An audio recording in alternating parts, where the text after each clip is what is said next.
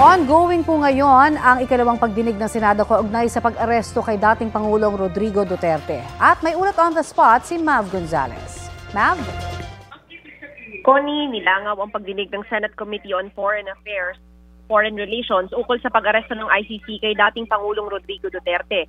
Pero itinuloy pa rin ng chairman ng komite na si Senador Amy Marcos ang pagdinig kahit wala lahat ng cabinet secretaries na inimbitahan niya, kagaya ni Justice Secretary Sus Crispin Remulla, DILG Secretary John Vic Remulla, National Security Advisor Eduardo Año, mga kapulis at maging mga taga-AFP at PNP.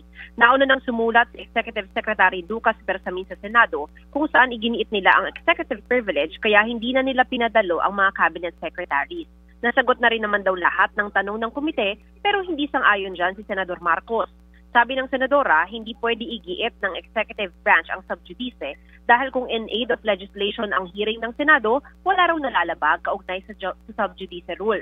Ang present lamang sa pagdinig ngayon ay ang taga-academe na si Attorney Alexis Medina at dalawang abogado ng Securities and Exchange Commission.